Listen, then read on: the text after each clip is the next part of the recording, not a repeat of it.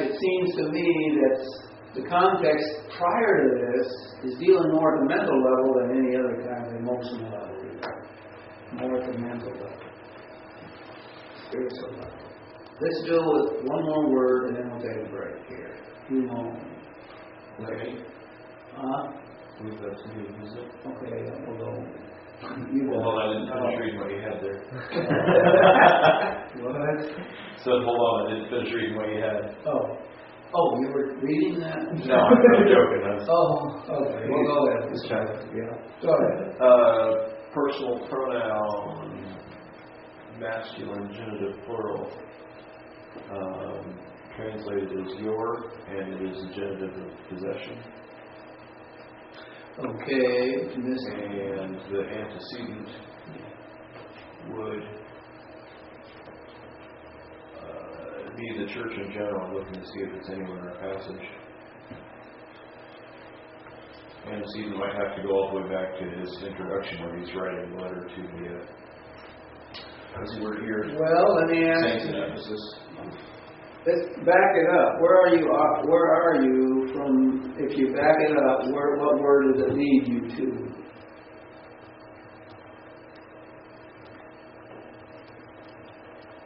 Doesn't it lead you back to human right at the beginning of verse 16? Yeah. Okay, now is he praying for the universal church in general, or is he praying for a specific group of people? That's the question. The readers. I would say the readers. Okay, well then in this case, whoever the readers are, depending on your interpretation of the overall thing. So you would say readers, I would suggest that myself. Okay. All right. We'll take a break here. This next issue, we'll begin there and ask for somebody to run out what should we say, a difficulty right here. They may not know it offhand. Let's take a break, let's go to bed. And you notice that the way it begins, you were at the end of verse, we're in the middle of verse 17. Okay. The end of verse 17 is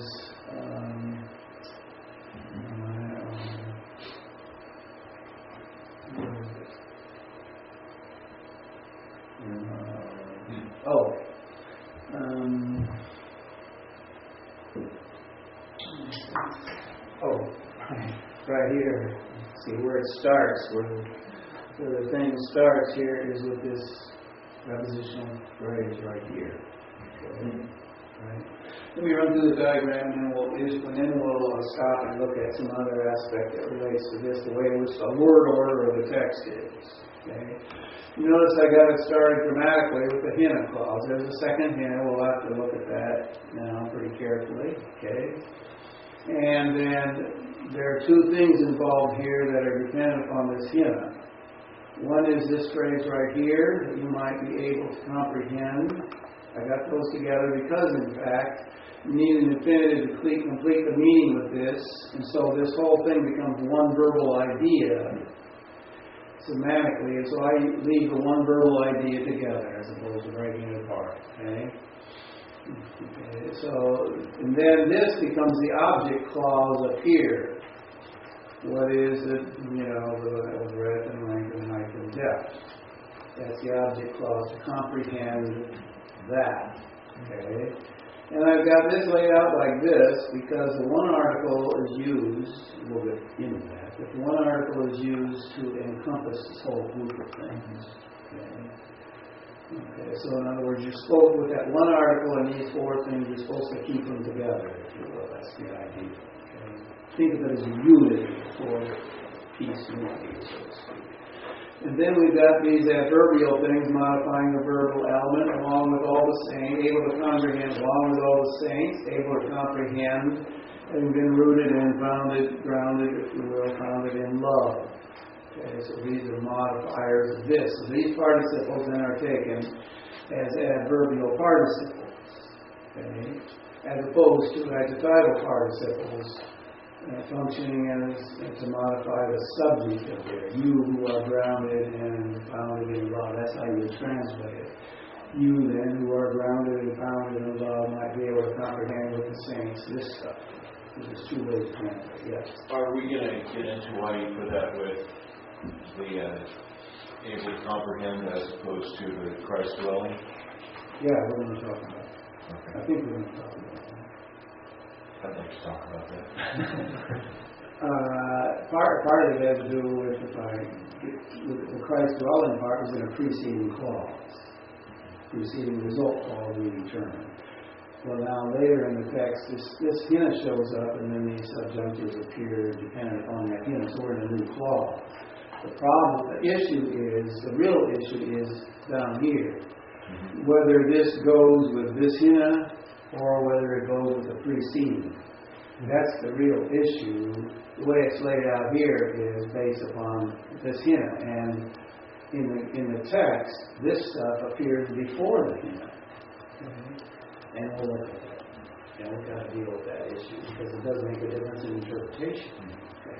So at any rate, that's that part of it. Then it's the second clause with the tap here now. This is the conjunction. And we have to define that. We'll have to do a lot of work with that, actually. But then it still flows off of this second hina over here because there's two parts that you might be able to comprehend and be able to know. Right? And then love of Christ, which passes knowledge. We'll have to deal with this because we had questions when we were translating it. So we've got to make sure we got our translation right when we get to that point. But this is two parallel ideas depending on how you interpret this. Okay? Is that line coming down from Doe? This line comes down from this particular line. The continuation of the creation. Is that comes from? Yeah, this comes down from the. Let me see where I got it coming down. Where's it from? Combo. Oh, there it is. There we go. From here, let's see. Oh, that's the one I had. Okay, I got this line coming down from, a line coming down from here, but then a line coming down from here. Yeah. So it's hina that he might give, and then I got another hina coming off of here. Okay. This is going to be picked up at the second section, where we got 20 and 21. Okay. But I got three hinas coming off. This is all I got a hina here, and then I got another one off of here, and another one's going to come off of there. Okay? Or off of that second. Okay. So, I'm going to just explain the things again. So at any rate, you've got this infinitive here in the text. You got an infinitive here, which is clearly a complementary infinitive. You don't have the primary verb. It's implied. Okay, it's implied. So I put it in. You notice the brackets. I put it back in. It's from this one, same one. So that you may be able to comprehend and be able to know. Okay. And then I got this in so that's the third one, that you might be filled in what way? Well, this is that verb, you're into the fullness, that is all the fullness, that is the fullness of God. That's how that works out. Okay, so that's the breakout there. The key issue, of course, is interpretation. You can't do a whole lot with this. As far as changing it and putting it somewhere else, that ain't going to happen. These could be understood differently, and certainly this could be understood differently. Okay?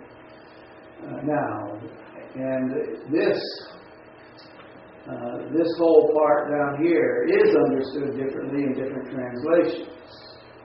Okay? We'll show some of those, I think. And see if we can solidify an understanding of it. Okay, so that's any questions on how I did the diagram, or what the diagram means, or if any other problem in not understanding it. The biggest snarl with me is just translation anyway, because of the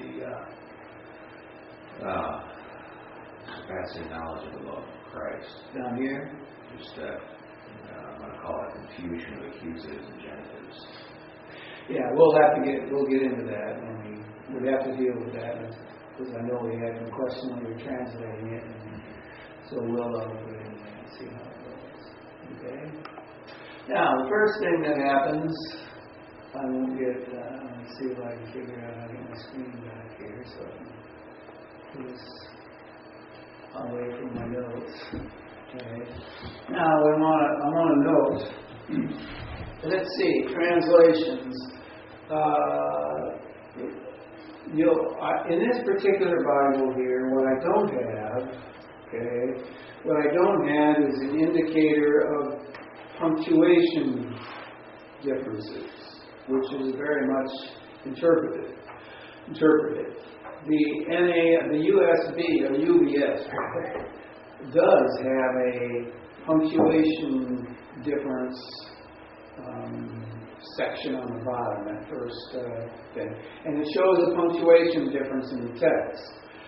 And it does that by telling you what translations put what punctuation where. Okay? And so the difference is, can you see the difference there? Let's see. Yeah. Okay. Now, unfortunately, the computerized version of UBS doesn't show that either. Okay. Tell us what the difference is. Let's see. They include the comma, and then let's see. A couple other words have let's see, no comma after the noun, and then a period after in agape. Right. So what that means is, in this text here, is some translations take that comma out there and put it in here. Okay. Right? Right. So you put it in there, which means it throws this then into the preceding clause. Right? And then these participles, they still have the participles connected with the following clause, I think, don't they? NAS has it with the preceding clause. What, the participles? No, it's got it like that. Yeah. Well, New American Standard. Yeah, right. In other words, the translations differ on that. Okay, so we've got translations that put in love with the preceding clause, and other ones that put in love with the following clause. Okay, under the governance of this hymn that's back here, down here. Just as a refresher, does minor is a comma and major? Well, you have a comma, that's a break, that's a snap, yeah. Well, because it says, like for the second it says none and major, so is that comma or none here, and major would be more like in this case, it would be more like a semicolon. Okay. A raised period, in other words, in Greek. Okay. Yeah, so it's more of a major break. Okay. So where do they put that? After comma. Oh, we're after here? Yeah. Major break here? Okay, so they clearly want to throw it prior to this. Yeah, they want to include that with the previous and make a new thought. Right. Now you may have, we may have mentioned this before, but if you have Robertson you got a copy of Robertson, and somebody's got a copy of Robertson, I think, don't you? Yeah. Grammar, you got it in there too, I think. Yeah. On the section that has to do with the sentence, right at the very end of the section that has to do with the sentence. I'll tell you what page it is. There it is. Page 445. Let's see, that's one I want.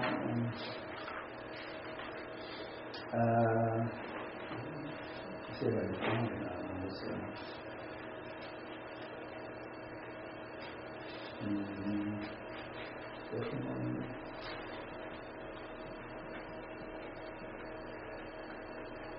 Let's see, we'll look at this section. See exactly. Let's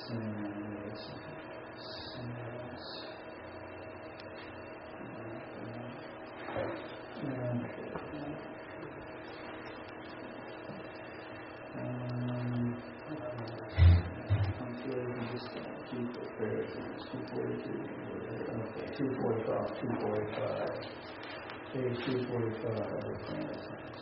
The end of the authority internet. Page 245 on that. Okay. Here's some ideas. It calls the editor's prerogative. Where there is so much confusion, what is the editor's prerogative? Confusion on punctuation. Glass boldly advances the German idea. The most correct principle appears to be to punctuate wherever a pause is necessary for reading correctly. That's obvious. You need a German that does that. But we hear things from this profusion of punctuation marked by the editors, which often intruded on the text, their own interpretation of it. Well, the fact is, punctuation interprets the text. The editor indeed has to interpret the text with his punctuation, but certain good taste demands that minimum, not maximum, be used. They must be in necessary beside a multitude of subtle and difficult points of interpretation. Or aimed at the greatest simplicity with clearness, and this obviously should be the goal of the Testament. But the editor's punctuation may be hindrance to the student set out here. The last sentence is the privilege, I would rather say, responsibility of each New Testament student to make his own punctuation. The punctuation is an important interpretive issue, and our editors of our Greek New Testament, regardless of which one it is, have taken the liberty to interpret the text for you so you don't have to think about it. Okay. The bottom line is there is differences of interpretation based on punctuation. So keep that thinking in your mind. This is just one example where, in fact, it gets plugged in. I mean, we need to plug that in. Okay. I'm going to take it out and leave it over again. Okay. So let's go back. Now let's look at the. Let's see, which translation was it I had? How did NASB read that section? Did you have that? They had the NASB and ESV had the comma after love. Okay, so they read. They put it with the. So they read, so that Christ may dwell through faith in your hearts in love. Right. Comma. Rooted and founded that you may. Whatever. Okay. Which seems common. Well, because it just leaves being rooted and grounded kind of out on its own. Without, you would think you want to say being rooted and grounded in what? Yeah, well, certainly rooted. The concept of rooted seems to imply you need to know what you're rooted. Right. Okay. So that's a problem. It seems wrong because it seems like it leaves being rooted and founded or whatever on its own. No, the ESV says being rooted and grounded in love, that you may have strength to comprehend. In other words, they put the comma before in love, in other words. No, it's after in love. Yeah, I'm So saying they repeated it. Oh, they repeated it. They repeated it. No, it says that Christ may dwell in your hearts through faith, that you, being rooted and grounded in love, comma, may have strength to comprehend. They pulled it back in. They pulled it way back before. Yeah. Which that makes sense. But they really threw it forward. Yeah, they pulled it way forward. Yeah, right, yeah. Okay, so let's work with this and figure out how to manage this. Now we know from the standpoint of different translations, we realize that there are different interpretations of this, so we've got to be able to define that somehow. We've got to figure out where we're gonna put it, attach it, and that's going to affect our diagram as well, of course, obviously our interpretation. But let's just get the facts of the case down first here before we figure out how do you make that determination at this point. So let's have somebody, I don't know where we'll start with Mark, and we'll go backwards this time. We'll start with Mark. Tell us what N is. Preposition. Okay. Dative. What is it? It's going to be probably locative location. Lost my work there. Yep. Let's see. Document. Okay. Let's get something that's good. Undo.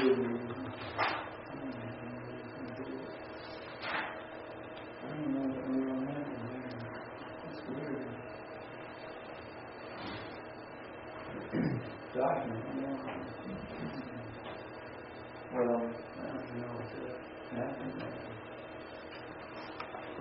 Get rid of it. Go back to where I want.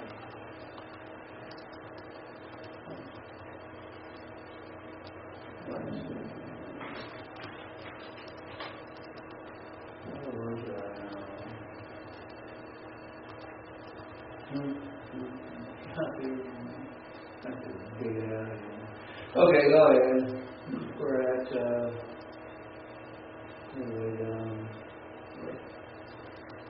way down here. Okay, and I got a paper where that sphere. we got a sphere, huh?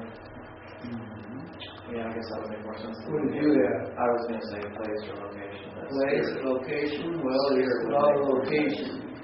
What? It's love. That's the question. Yeah, it's okay. Okay, what else? Do you see anything else there? Other than the fact that we got to figure out where to put it. You know, where to assign it grammatically. Right. Okay, we know that's going to be a question. Okay, so let's move with the next. I'm trying to get back what I'm lost here. This other. Keep giving my stuff. I'll go back and get my pen back in.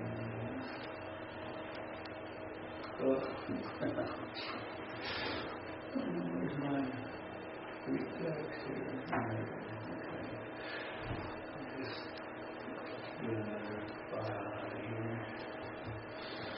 Okay, we're with Adam. Okay, Adam. Now I gotta figure out how to do this again. Let's see.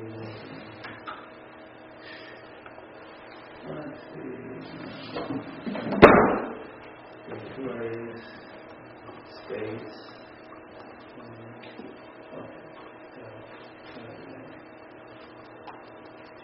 Okay, Adam. We are right here. Already. That is now. And it is dative feminine singular. Okay. And it's object of the preposition in. Okay. Okay. Well. Translated as love. Anything else? It's anarthrous, and that might be something to look at. Right. Okay. The question is, why does it have an article? Okay. What would be the difference if it did have an article? It would be specific. This leaves it a lot more abstract. Okay. So love is an abstract noun to begin with. Okay. If you had an article, you would want him to think in the abstract concept in a more concrete format or something more specific, like a love event or activity or something like that. Without that, you're staying in the abstract, right? And so, okay, that's Is there almost levels of abstract where if you've got an article, you've got an abstract that's maybe limited to the Ephesians faith, when you've got an artverse abstract, it's almost a transcendent. Is that a conclusion you can draw from that? I'm following you correctly. Sometimes you would put an article with an abstract noun to make it a little more concrete, a little more still abstract, but a little more visible. And then sometimes the author, and this might be stylistic import, where he wants to turn it into an adverbial concept. Yeah. Then he would just leave it as abstract as possible. So in that case, in this sense, we didn't sphere. Okay. Here we left it apparently he left it in a pretty abstract way. Okay. So we're not asked to think of anything particular. No, it's just more of a feeling, if you will. Love is a feeling as a something that is done, accomplished, or acted out. Right, and something bigger. This is something bigger than just the love of the Ephesian believers. It's bigger than that. Whereas the belief you talked about earlier was more an abstract applied to the Ephesian believers. Yeah. Is